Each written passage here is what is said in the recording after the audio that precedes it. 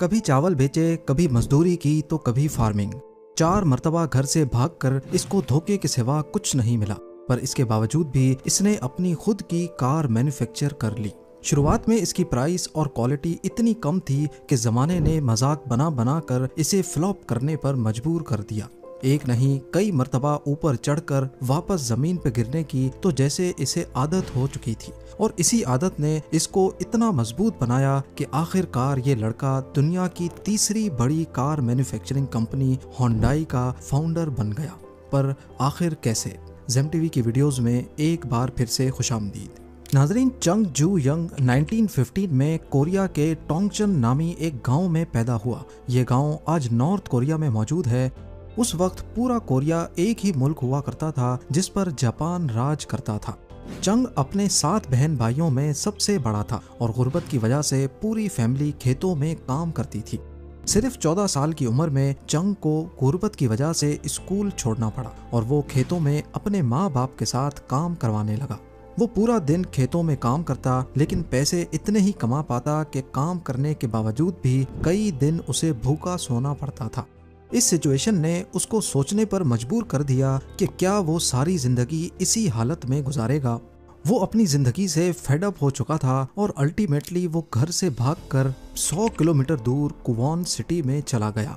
वहां जाकर उसने कंस्ट्रक्शन वर्कर्स के साथ मजदूरी शुरू कर दी। वो मेहनत बहुत करता लेकिन पैसे कम कमाता था, पर इस सिचुएशन में भी वो बहुत खुश था, क्योंकि एक तो जो पैसे वो कमा रहा था वो सिर्फ अकेला खर्च करता, और दूसरा ये कि अब वो आज़ाद हो चुका था। लेकिन ये आज़ादी सिर्फ 2 महीने ही चल सकी। उसके माँ बाप जो उसको तलाश कर रहे थे कुवॉन आ पहुंचे और उसे ढूंढकर वापस गांव ले गए। चंग की जिंदगी में पहली बार जो खुशी आई थी वो छीन कर उसे दोबारा खेतों में काम करने के लिए भेज दिया। पर असल में उसने शहर की जिंदगी का मजा चख लिया था। वो किसी भी सूरत दोबारा से गांव या खेतों वाली जिंदगी नहीं गुजारना चाहता था। उसके बाद उसने 2 बार फिर से भागने की कोशिश की, मगर पकड़ा गया और वापस गांव में आकर काम करने लगा। 1 साल ऐसा हुआ कि फसल बहुत कम हुई और पूरे गांव में खुराक की शॉर्टेज हो गई।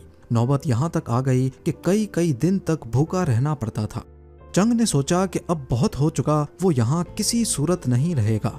अब वो चौथी बार घर से भागने की प्लानिंग करने लगा और इस बार ये उसकी आखिरी कोशिश थी। अब की बार वो भागकर सोल शहर पहुंच गया जो आज के साउथ कोरिया का कैपिटल है। उसने तो जैसे अपनी जिंदगी का मकसद बना लिया था कि गांव छोड़कर शहर में बसना है, फिर बेशक कोई भी काम करना पड़े। सोल में आने के बाद उसने कोई काम नहीं छोड़ा। कंस्ट्रक्शन के काम में मजदूरी की, फैक्ट्री वर्कर लगा, यहाँ तक के साफ सफाई का काम भी किया। उसमें एक खूबी थी कि वो जो भी काम करता बहुत मेहनत से दिल लगा कर करता था। कुछ अरसे बाद उसको एक चावल की शॉप पर डिलीवरी करने की जॉब मिली। वो अब लोगों के घरों में साइकिल पे बैठ के डिलीवरी करने लगा। उसकी वजह से दुकान की सेल काफी बढ़ गई और दुकान के मालिक ने खुश होकर चंग को दुकान का मैनेजर बना दिया। ये उसकी पहली जॉब थी जिसमें उसे किसी किस्म की मजदूरी नहीं करनी पड़ी, और देखते ही देखते उसने दुकान की सेल्स को काफी हद तक बढ़ा दिया। इसी बीच दुकान का मालिक बीमार हो गया और वो दुकान चलाने के काबिल नहीं रहा, लिहाजा उसने थोड़ी सी कीमत में चंग को अपनी दुकान बेच दी। खेतों में काम करने वाला 4 बार घर से भागा हुआ लड़का सिर्फ 22 साल की एज में ही अपनी दुकान का मालिक बन गया। उसने अपनी शॉप पर खूब मेहनत की और कुछ ही अरसे में उसकी चावल की शॉप इलाके की सबसे बेहतरीन दुकान समझी जाने लगी। वो बहुत खुश था, लेकिन उसी दौरान एक वाकया हुआ और उसकी छोटी सी ये खुशी वापस गम में बदलने वाली थी। 7 जुलाई 1937 को जापान का एक सिपाही मार्को पोलो ब्रिज के करीब कहीं गायब हो गया और उसको ढूंढने के लिए जापानीज सोल्जर्स ने चाइना में उसको ढूंढने की परमिशन मांगी। लेकिन जब चाइना ने उनको परमिशन देने से इनकार कर दिया तो दोनों में झड़प शुरू हो गई, जिसको इतिहास में सेकंड साइनो जापानीज वॉर कहा जाता है। छोटी सी बात पर चलने वाली ये जंग अगले 8 सालों तक चलती रही और इसके चलते जापान और कोरिया में चावल की शदीद शॉर्टेज हो गई। अब क्योंकि कोरिया में भी उस वक्त जापानीज इंपीरियल आर्मी का ही कब्जा था, इसी वजह से जापानीज सरकार ने पूरे जापान और कोरिया में चावल की शॉप्स को अपने कब्जे में ले लिया ताकि शॉर्टेज को पूरा किया जा सके। इन स्टोर्स में चंग का राइस स्टोर भी शामिल था और अब वो एक बार फिर से बेरोजगार हो गया। उसकी 2 सालों की मेहनत, उसकी जमा पूंजी, सब कुछ जीरो से मल्टीप्लाई हो गई। पर चंग ने हार नहीं मानी। उसने अब कोई ऐसा काम तलाश करना शुरू किया जिस पर जापानीज आर्मी कब्जा ना कर पाए। उसने काफी सारे आइडियाज शॉर्ट लिस्ट किए और फाइनली उसने एक कार रिपेयरिंग शॉप खोलने का इरादा किया। पर मसला ये था कि अब चंग के पास ये काम स्टार्ट करने के लिए थोड़े से भी पैसे नहीं थे। उसने 3000 वॉन का लोन लिया और एडो सर्विस गैराज के नाम से एक नया बिजनेस शुरू कर दिया। पर जैसा उसने सोचा था उसका बिल्कुल ही उलट हुआ। कहते हैं मुसीबत आने से पहले पूछती नहीं है। चंग के नए गैराज में अचानक आग लग गई। गैराज तो गैराज, उसमें खड़ी सारी गाड़ियों को भी आग ने अपनी लपेट में ले लिया और सारे नुकसान का जिम्मा चंग पर आ गया। चंग इस बार बड़ी मुश्किल में फंस चुका था। 3000 वॉन का लोन और कस्टमर्स का नुकसान दोनों उसको भरना था। पर उसने हिम्मत नहीं हारी। एक बार फिर से 3500 वॉन का लोन लिया, दोबारा से गैराज खोला और आहिस्ता आहिस्ता सारा नुकसान कवर करने में कामयाब हो गया। अब उसने अपना फोकस बिजनेस की ग्रोथ की तरफ किया। अगले 2 सालों तक चंग भरपूर तरक्की करता रहा। उसने लोगों को अपने गैराज में नौकरियां देना शुरू कर दी। उसके पास 70 से 80 लोग काम करने लगे। तरक्की इतनी हो चुकी थी कि उसने अपनी पूरी फैमिली को गांव से बुलाकर सोल सिटी में सेटल कर लिया था। लेकिन फिर से एक इम्तिहान सर पर आ खड़ा हुआ। उस वक्त वर्ल्ड वॉर 2 चल रही थी और जापान भी इस जंग में शरीक था। जापान को जंगी सामान बनाने के लिए वर्कशॉप्स की जरूरत थी और इसीलिए जापानीज सरकार ने वर्कशॉप्स को भी अपने कंट्रोल में लेना शुरू कर दिया। बिल आखिर चंग का गैराज फिर से जापानीज सरकार ने अपने कंट्रोल में ले लिया। लेकिन इस बार चंग जीरो नहीं हुआ था, क्योंकि पिछली बार होने वाले नुकसान से उसने सबक उठाया और अपने पास 50,000 वॉन की सेविंग्स जमा करके रखी थी ताकि कोई और बिजनेस स्टार्ट कर सके। कुछ ही अरसे के बाद वर्ल्ड वॉर 2 खत्म हो गई और इसी के साथ कोरिया पर जापान की हुकूमत भी।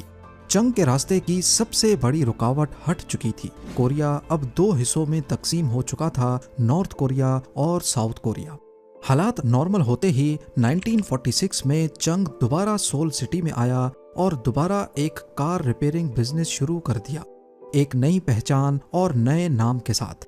इस बार इसने बिजनेस का नाम होंडाई ऑटो सर्विस रखा।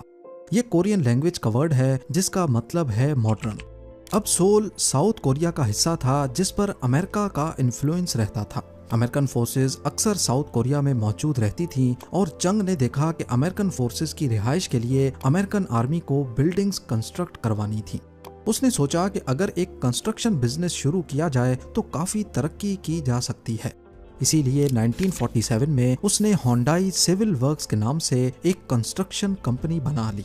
कंस्ट्रक्शन कंपनी को शुरू में छोटे मोटे घर कंस्ट्रक्ट करने या कुछ किलोमीटर्स के रोड्स बनाने का काम मिलता था, जो किसी भी नए बिजनेस के लिए काफी होता है। मगर चंग बड़े प्रोजेक्ट्स हासिल करना चाहता था, पर हालात ने उसकी सोच को एक बार फिर से ब्रेक लगा दी। 25 जून 1950 को सोवियत यूनियन की सपोर्ट से नॉर्थ कोरिया ने साउथ कोरिया पर हमला कर दिया। सोल सिटी नॉर्थ कोरिया के बॉर्डर के करीब थी, इसीलिए चंग ने खतरा महसूस किया और सोल से भागकर बुसान चला गया। लेकिन इस बार भी चंग ने हिम्मत नहीं हारी। उसने हालात का जायजा लिया और जंगी हालात से प्रॉफिट कमाने की स्कीम सोचना शुरू कर दी। उसने देखा कि यूएस आर्मी साउथ कोरिया की मदद के लिए आ चुकी है और आर्मी की रिहाइश के लिए टेंट्स, वेयर हाउसेज और कुछ बिल्डिंग्स वगैरह की जरूरत थी। चंग ने दोबारा से कंस्ट्रक्शन बिजनेस शुरू किया और अमेरिकन ऑफिशियल्स को ऑफर की कि अगर बजट ठीक होगा तो वो किसी भी किस्म की कंस्ट्रक्शन सर्विस प्रोवाइड कर सकता है। अमेरिका क्योंकि सुपर पावर था और बजट कभी भी उनके लिए मसला नहीं था, अमेरिकन ऑफिशियल्स ने चंग की कंपनी को ऑर्डर्स देना शुरू कर दिए। चंग और उसकी टीम दिन रात मेहनत करके हर प्रोजेक्ट कंप्लीट करती गई। इसका फायदा ये हुआ कि जंग तो खत्म हो गई, लेकिन अमेरिकन्स और चंग के दरमियान एक अच्छा वर्किंग रिलेशन बन चुका था। क्योंकि चंग अमेरिकन्स के करीब था, इसीलिए चंग और साउथ कोरियन सरकार के दरमियान भी अच्छा रिलेशन बन गया। इस वॉर में काफी रोड्स और ब्रिजेस तबाह हुए थे। साउथ कोरियन सरकार ने इनकी रिकंस्ट्रक्शन के लिए प्रोजेक्ट्स चंग की कंपनी होंडाई को ही दिए। चंग की कंपनी इतनी तरक्की कर चुकी थी कि डैम्स जैसे मेगा प्रोजेक्ट भी इसी कंपनी ने बनाए। साउथ कोरिया का सबसे बड़ा डैम सोयंग भी होंडाई ने ही कंस्ट्रक्ट किया था। और वहाँ का सबसे बड़ा क्योंगबू एक्सप्रेस वे भी इसी कंपनी का कारनामा था। क्योंकि चंग का रिलेशन साउथ कोरियन हुकूमत के साथ अच्छा था और अमेरिकन भी उसे पसंद करते थे, इसीलिए कंस्ट्रक्शन में इस्तेमाल होने वाली हैवी मशीनरी यूएसए से वो आसानी से इंपोर्ट कर लेता था। अच्छे रिलेशंस की वजह से कॉन्ट्रैक्ट्स भी सबसे पहले उसी को मिलते थे। कंस्ट्रक्शन कंपनी तो इस्टेब्लिश हो चुकी थी, मगर चंग दोबारा से अपने पुराने कार्स वाले बिजनेस में आना चाहता था। इस बार उसने कार रिपेयरिंग से कुछ बढ़कर करने का सोचा। 1967 में उसने होंडाई मोटर्स कंपनी की शुरुआत की। बहुत जल्द होंडाई की फोर्ड कंपनी के साथ पार्टनरशिप हो गई। फोर्ड की कॉर्टिना कार उस वक्त मार्केट में फेमस थी, इसीलिए होंडाई ने एग्रीमेंट किया कि वो फोर्ड की टेक्नोलॉजी को इस्तेमाल करके कॉर्टिना कार की असेंबलिंग करेंगे और होंडाई के वर्जन के तौर पे उसे साउथ कोरिया में सेल करेंगे। ये एग्रीमेंट काफी कामयाब रहा और होंडाई ने इससे काफी तरक्की भी की, लेकिन साउथ कोरिया की कार मार्केट काफी छोटी थी। एक अंदाजे के मुताबिक सिर्फ 30,000 कार्स की मार्केट थी और उसमें ग्रोथ के चांसेस काफी कम थे। इसीलिए होंडाई ने इस कार को इंटरनेशनली एक्सपोर्ट करना चाहा, मगर फोर्ड के साथ उनका इख्तलाफ हो गया। फोर्ड ने कहा कि हमारा एग्रीमेंट सिर्फ साउथ कोरिया की मार्केट के लिए हुआ था, होंडाई इसे एक्सपोर्ट नहीं कर सकती, और इसीलिए फोर्ड और होंडाई की पार्टनरशिप टूट गई। यह डील टूटने के फौरन बाद चंग ने नए पार्टनर की तलाश शुरू कर दी और जल्द ही मित्सुबिशी मोटर्स के साथ उसने एग्रीमेंट साइन कर लिया। मित्सुबिशी अब होंडाई को कार प्रोडक्शन टेक्नोलॉजी देने के लिए तैयार थी। इस डील के बाद होंडाई ने अपनी पहली कार प्रोड्यूस की, जिसे होंडाई पोनी का नाम दिया गया। इस कार की कीमत बहुत कम थी, पर यह इसकी प्राइस ही थी जिसकी वजह से होंडाई पोनी मार्केट में फेमस हो गई और देखते ही देखते इसने होंडाई को साउथ कोरिया की सबसे बड़ी कार कंपनी बना डाला। लेकिन जैसा कि हमने पहले बताया कि उस वक्त साउथ कोरिया की कार मार्केट बहुत छोटी थी, इसीलिए वहां पर ज्यादा ग्रोथ का चांस नहीं था। होंडाई ने पोनी को इंटरनेशनली एक्सपोर्ट करना शुरू कर दिया। ये कार कई कंट्रीज में कामयाब रही, जैसा कि कनाडा में इसे खूब पसंद किया गया। लेकिन होंडाई इसे कार की सबसे बड़ी मार्केट यूएसए में लॉन्च करना चाहता था, मगर यूएसए के फेडरल एमिशन स्टैंडर्ड्स पर पूरा ना उतरने की वजह से यूएसए ने इस कार को रिजेक्ट कर दिया। चंग ने हार ना मानी और कार में मजीद इम्प्रूवमेंट्स की और बिल आखिर स्टैंडर्ड्स पर पूरा उतरकर इसे यूएसए में भी लॉन्च कर दिया गया। होंडाई पोनी का ये इम्प्रूव्ड वर्जन होंडाई एक्सेल के नाम से यूएसए में इंट्रोड्यूस हुआ। इस कार की कीमत तकरीबन $5,000 थी, जो कि दूसरी कार्स के मुकाबले में तकरीबन आधी प्राइस थी।